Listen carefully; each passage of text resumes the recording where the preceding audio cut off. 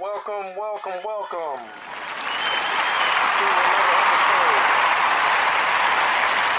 Alright guys, my name is Ryan, your host now homeless, coming at you on a early Monday morning. I just finished a Sunday. Hope you guys had a great week. Hope you're going to have an even more productive week. And going to talk to you about a couple movies tonight and just relate that to what's going on, in life, because I think that's what these movies offer us today, a message, a decoding, if you want to say that, to what's going on in life. And as always, me personally, I like to break down these movies through those subliminal messages that they tend to give off. But before I do, I want to send some shouts out to some people and entities. Shout out to Central Productions. We got together again this past week, the Answer Game podcast, which is going to come at you this week, a couple episodes are probably going to be posted this week, and things have gone very smooth, very smooth. Of course, you're going to have those rough edges you got to iron out, but for the most part, it's been smooth because everybody, we're learning each other's talents, each other's differences. Had 2 quality interviews, and then more to come. But yeah, shout out to the team, to the Foreman team, to Gino the Hustle Man and Osborne Dennis. Shout out to Jason Dawkins and Computer Love for hooking us up with the software and computer equipment to get this done. We're just going to get better. It's just going to get better. We're going to keep on creating quality content that we hope will be impactful to your life. Because we see what's going on with the future of radio, with the future of, cars being self-autonomous, self-driving, all that good stuff. Some of the technologies that's being put in the cars, but you also have the radios being made to feature, stuff, content like podcast content, because people want to hear what they want to hear, and the mainstream radio is just not offering it, even satellite radio, because you might hear a song or whatever that you may like, but the next song may be something that you don't like, and that'll totally take you out your mood. So we're betting on that. I told you I want to talk to you about a couple movies which I believe are interconnected, but I tend to think differently about things. So I'm going to break down my point. I saw Logan a couple days ago, and tonight I saw the movie Get Out. And I'm just going to break down Logan. I got a ton of notes on Logan, but to hit the main points, when they talk about, understand people, when they talk about mutants, they're talking about black people. And if you know the background of how the whole X-Men comic book came to fruition, it was those guys analyzing the relationship between Martin Luther King and Malcolm X. And Malcolm X represents Magneto, and Martin Luther King represents Professor X, Professor Xavier. Now, in the movie, this is about the Wolverine, or Logan, whose powers enabled him to heal fast. And of course, he has a claws, the famous claws, making him a relentless force. Now, he's lived a long life, and he's seen a lot. He's seen a lot of killing. And they bring up the point, Charles Xavier brings up the point that when he met Logan, or when Logan met him, he was just a cage fighter. Now, the way that the movie's set up, they bring all those movies, X-Men movies that have been done since 2000 back to the fold, to the center, and show you also,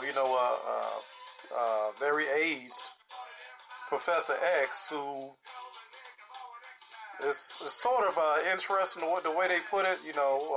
They see Professor Xavier as a teacher or the father figure who's afraid, who thinks that Wolverine, the son figure, is ashamed of him because of his old age, where Wolverine thinks his father figure, Professor X, is ashamed of him because he feels like he hasn't taken heed to his lessons that he was trying to teach him since they met. Now,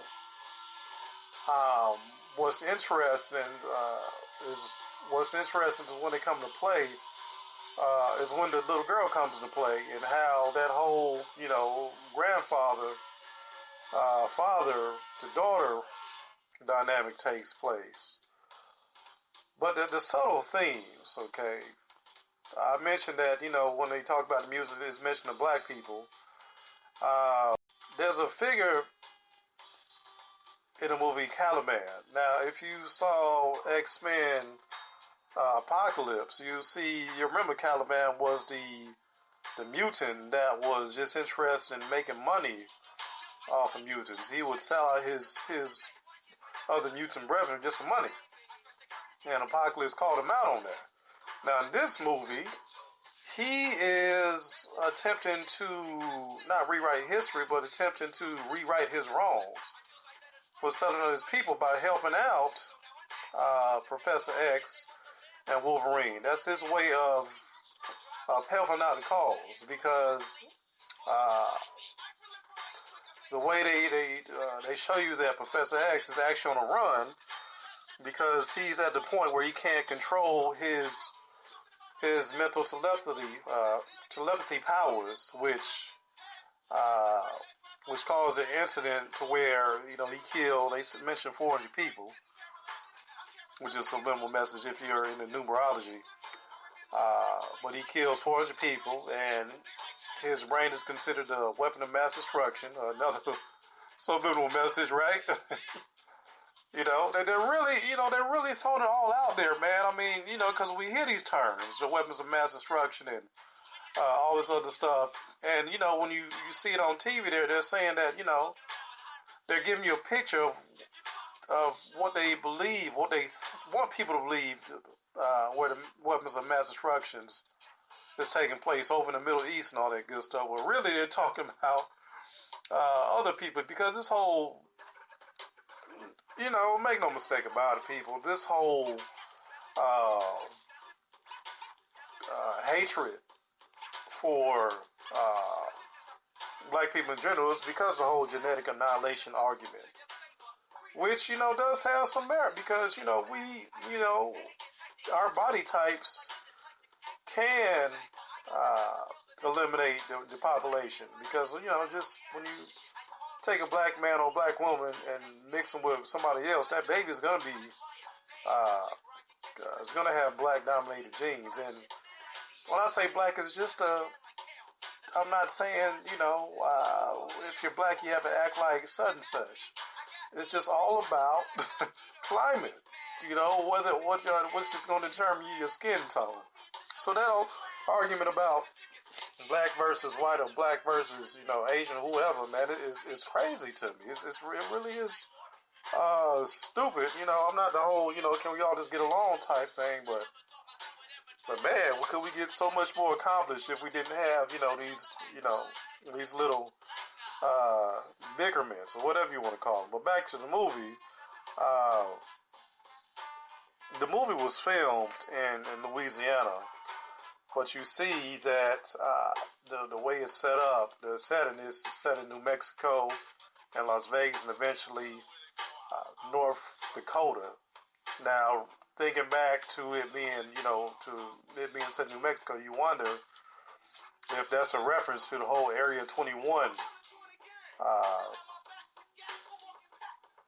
place, which everybody knows is there, but of course it's just, just not talked about too much. Which is funny to me, because you don't know what's at that place. Those are the real. Those could be the real weapons of mass destruction. But in reference to some of the messages that make you think a little bit, because you see Charles trying to get to Wolverine or Logan to let him understand that his life is purposeful.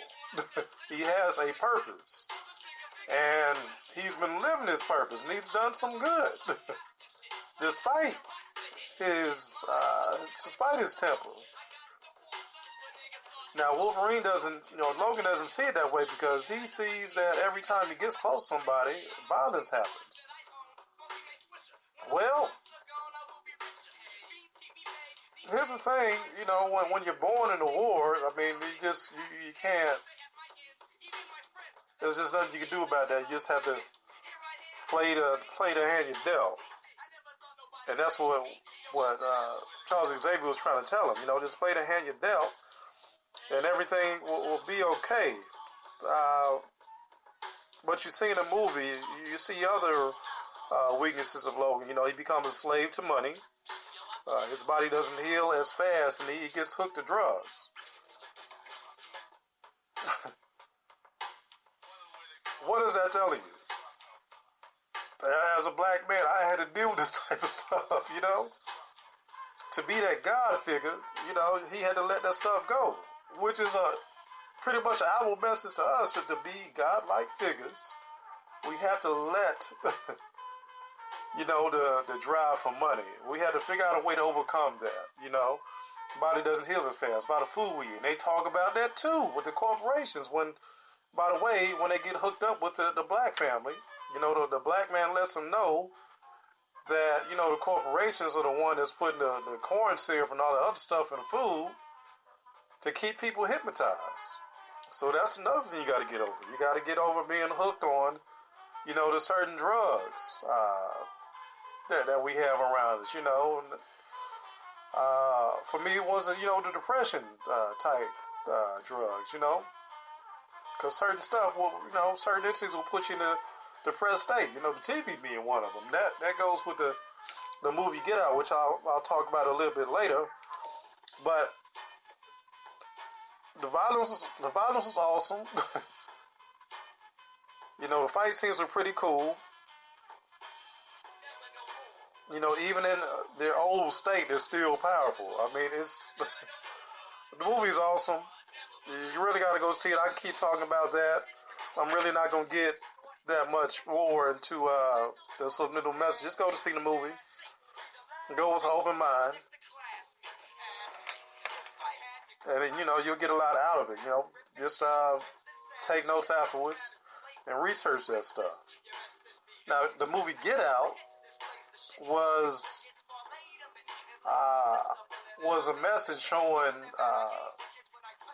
the liberal racism that we tend to experience today, man, because if you're a black man and a black woman and you're a liberal, you got to be the dumbest, most hypnotized person on the face of the planet, man, because understand something, man. I can respect a person, I can respect a man for letting me know his intentions to my face. If he doesn't like me and lets me know to my face, I can respect that way more than those undertones, those undertone type racism. And Get Out talks about that. They pretty much gave